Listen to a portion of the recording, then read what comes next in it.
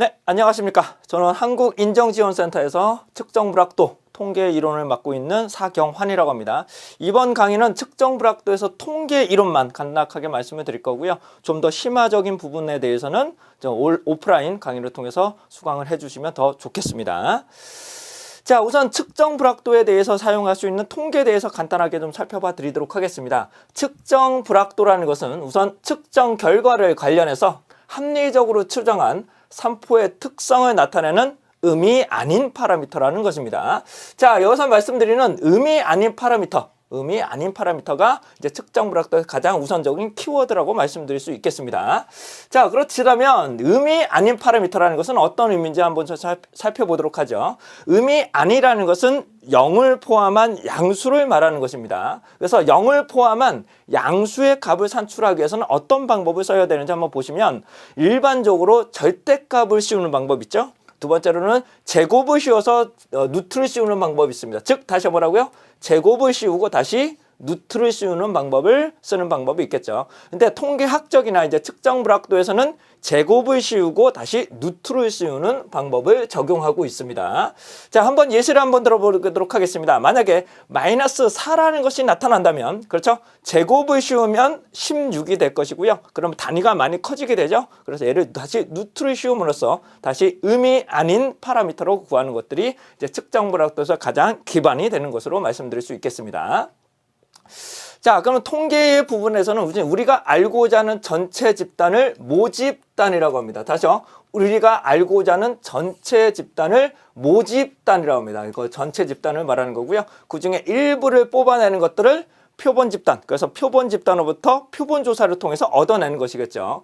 자, 다시 한번 말씀드리면 우리가 알고자 하는 전체 집단을 모집단, 이걸 전체 조사하는 것들을 전수조사라고 합니다. 다시요. 전체 조사하는 것들을 전수조사라고 하고요. 실제로 전수조사를 하기가 매우 힘들기 때문에 일부의 표본을 추출하게 됩니다. 그 결과를 가지고 모집단을 다시 추정하는 방법을 일반적으로 적용을 하고 있습니다. 그래서 측정불확도에서는 어떻게 하느냐? 우리가 알고자 하는 우선 시험 의뢰자죠. 우리가 전체의 특성값을 알아내기 위해서 일부의 샘플을, 즉 표본을, 시로를 추출하게 됩니다. 그 결과를 가지고 시험 성적서를 발급할 때는 표본의 데이터가 아닌 전체의 데이터로 이제 표본 제품군에 대해서 시험 성적서를 발표하게 되겠죠. 발급하게 되겠죠.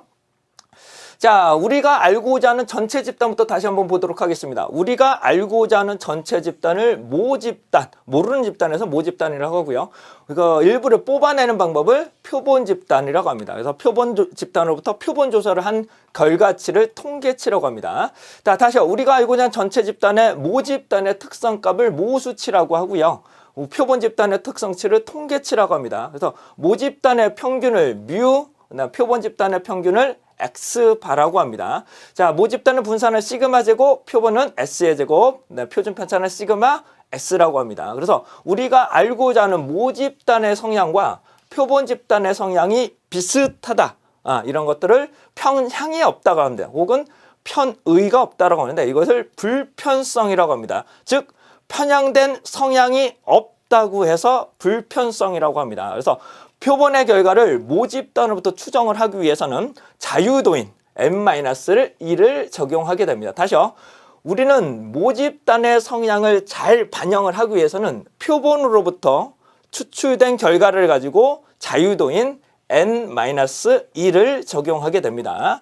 무조건 n-1은 아니고 표본이 작을 때 일반적으로 n-1을 적용하게 됩니다. 특히 측정불확도 같은 경우는 표본 수가 30개 이하, 특히 10개 이하이기 때문에 그 부분에 대해서는 자유도를 적용하게 됩니다. 이 자유도는 너무 조금 어려운 개념이기 때문에 오프라인 강의를 통해서 한번 보완해서 들으시면 좋으실 것 같습니다.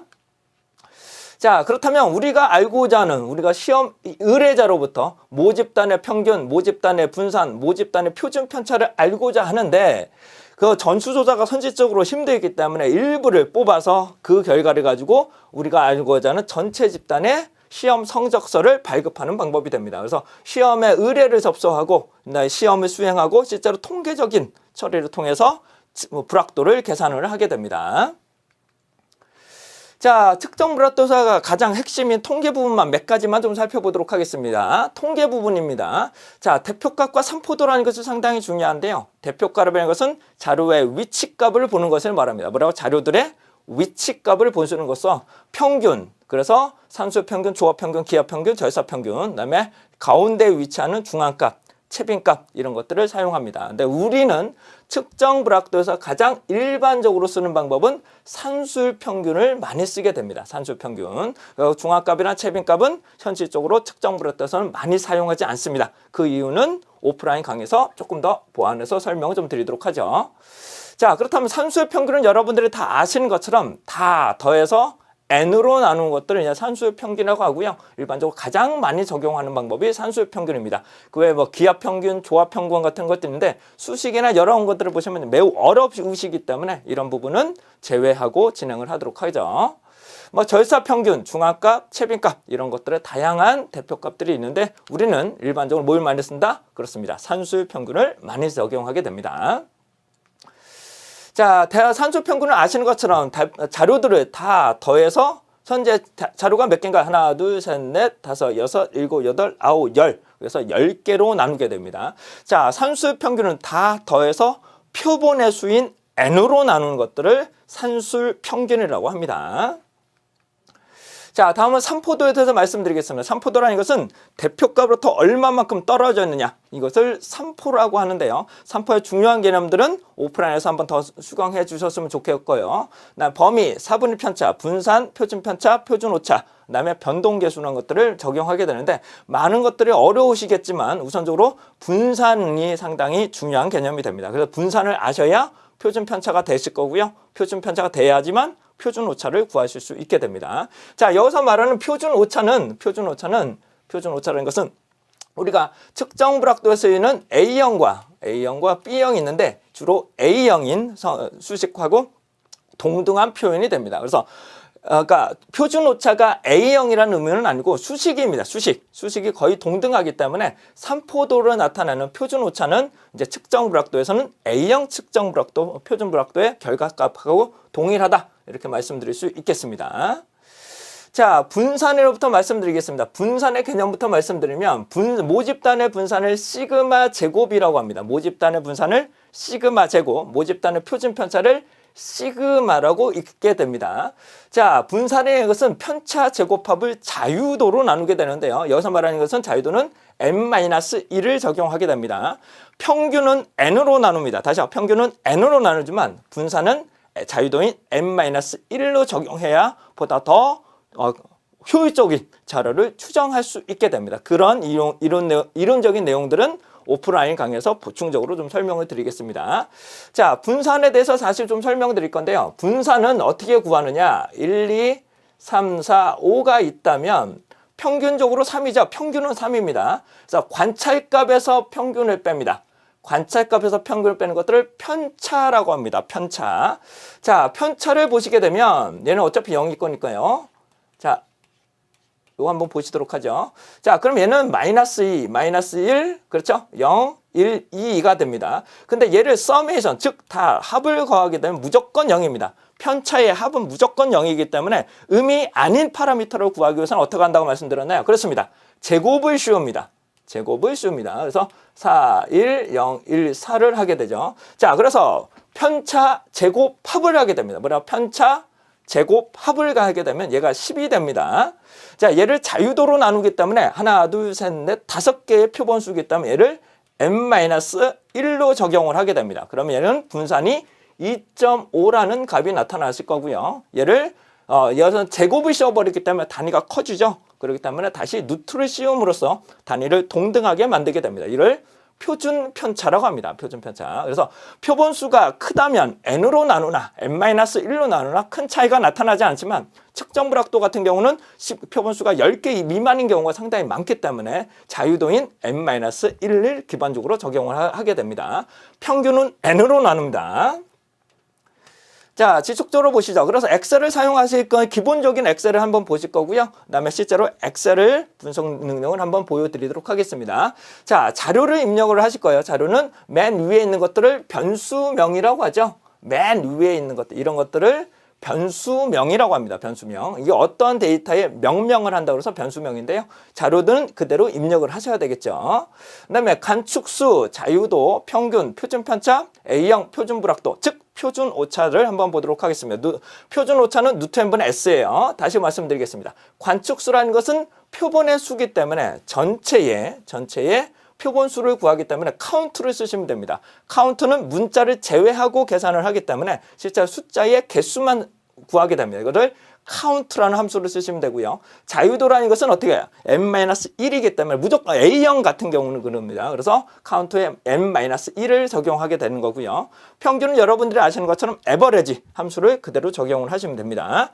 자, 표준편차는 STDEV, 분사는 VAR이라는 함수를 쓰시면 되고요. 루트는 SQRT라는 함수를 사용하시면 됩니다. 루트는. 그래서 A형 표준불확도 같은 경우는 루트 n분의 s가 됩니다. 다시 뭐라고요? 루트 n분의 s가 되기 때문에 결론적으로 n분의 분산으로 계산을 하셔도 됩니다. 그래서 표본수는 어떻게 구한다고요? 그렇습니다. 카운트를 쓰시면 되고요. 그래서 표준편차는 STDV를 쓰시면 되죠. 그래서 함수식은 표준편차에다가 계산을 하실 때 어떻게 돼요?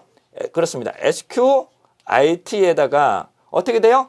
예, 카운트 12개가 되죠. 12를 쓰셔도 되고요. 이렇게 쓰셔도 되고 카운트 요 부분은 B를 다 선택을 하셔도 루트 n을 구할 수 있게 됩니다. 이걸 즉 A형 표준불확도 결과치를 쉽게 구할 수 있게 됩니다. 자, 이렇게 함수식을 사용하셔서 하셔도 되고요. 조금 이따가 제가 시스템용으로 한번 보여드릴 건데요. 엑셀 파일, 여러분의 버전에 따라 좀 다르겠지만은 일반적으로 동그라미 리본 페이지가 있거나 이렇게 파일에 옵션이라고 있으실 겁니다. 파일에 옵션. 그다음에 추가 기능에 그다음에 이동이라고 있습니다. 추가 기능에 이동. 그래서 분석 도구하고 분석 도구 비례 이 두 가지를 모두 선택을 해 주시고요. 그다음에 데이터라는 분석이라는 메뉴가 자동적으로 생성이 됩니다. 그러면 기술통계법에서 확인을 누르시게 되면 우리가 알고자 하는 입력 범위는 어떻게 돼요? 그렇죠. B부터 C가 되겠죠. 우리가 알고자 하는 B부터 C가 됩니다. n수가 서로 달라도 상관은 없습니다. 그리고 맨 위에 변수명이 있죠. 맨 위에 변수명이 있게 되는 거고요. 요약통계라는 버튼을 누르시고 확인을 누르시게 되면 자, 엑셀을 통해서 다른 새로운 창에 평균, 표준오차, 그다음에 여러 가지 값들이 대표값들이 나타나고요. 관측수라는 것들도 나타납니다. 여기서 말하는 표준오차는 루트 n분의 s, 즉 A형 표준불확도이기 때문에 루트 n분의 s가 됩니다. 다시 어떻게 된다고요? 루트 n분의 s를 결과치를 아주 쉽게 산출되실 수 있고요. 관측수는 12개 카운트하고 똑같습니다. 그래서 자유도는 어떻게 된다고요? 카운트에다가 그렇습니다. -1을 하시게 되면 A형 측정 불확도에 어떻게 된다? 자유도라고 보시면 되실 것 같습니다. 자, 조금 있다가 제가 바로 엑셀을 통해서 한번 실습을 해드리도록 하겠습니다. 예, 이번에는 실제로 엑셀을 통해서 A형 측정 불확도 결과치를 한번 간단하게 구해보도록 하겠습니다. 자, 여기를 보시게 되면 실제로 데이터를 입력하실 때는 어떻게 하냐? 자료를 입력하실 때는 넘버와 실제로 맨 위에 변수명을 넣으셔야 되겠죠. 우리가 입력을 하고자 하는 측정 결과를 보시겠습니다.